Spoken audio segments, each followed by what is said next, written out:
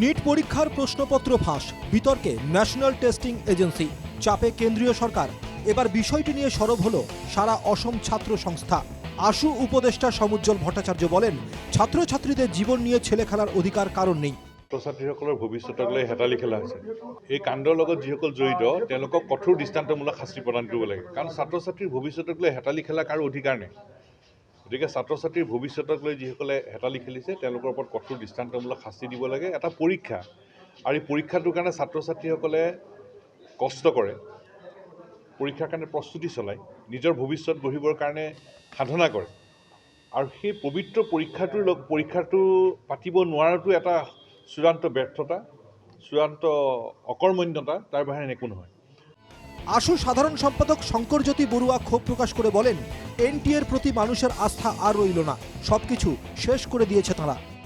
NTA যিকেইটা পৰীক্ষা অনুষ্ঠিত কৰে তাৰ ভিতৰত দুটা গুৰুত্বপূৰ্ণ পৰীক্ষা, এটা হৈছে নিট এক্সাম আৰু এটা হৈছে নেট।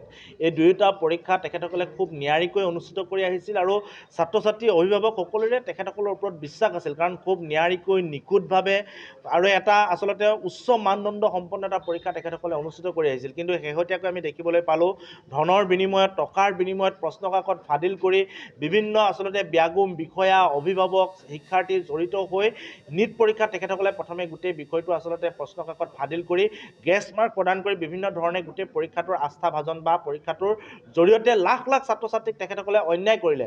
পৰৱৰ্তী সময়ত উচ্চতম ন্যায়ালয়ৰ তত্বাৱধানত এই বিষয়সমূহ চলি গৈ আছে। আমি এটাই দাবী জনাইছোঁ, নিটত তেখেতসকলে যি ধৰণৰ কেলেংকাৰী কৰিলে, নিটত অৱতীৰ্ণ হোৱা পৰীক্ষাৰ্থীসকলৰ লগত যি ধৰণে মেধাৱী পৰীক্ষাৰ্থীসকলৰ লগত অন্যায় কৰিলে, ইয়াৰ উচিত তদন্ত হ'ব লাগে আৰু উচ্চতম ন্যায়ালয়ৰ তত্বাৱধানত গোটেই বিষয়টো আগবাঢ়ি যাব লাগে।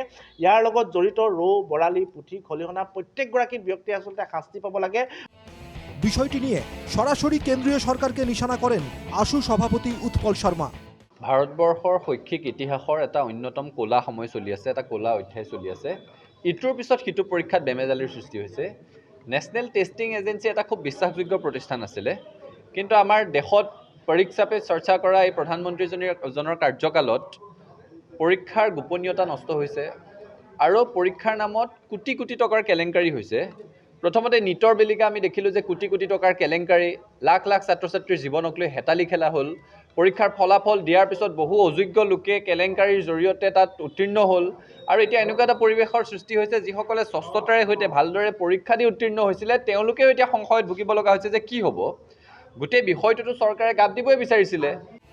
প্রথমে নিট, তারপর নেটের প্রশ্নপত্র ফাঁস। সর্বভারতীয় পরীক্ষায় এরকম কেলেঙ্কারিতে দেশ জুড়ে দেখা দিয়েছে তীব্র অসন্তোষ, ক্ষোভে ফুঁসছে বিভিন্ন দল ও সংগঠন। Bureau report, NKTV Bangla.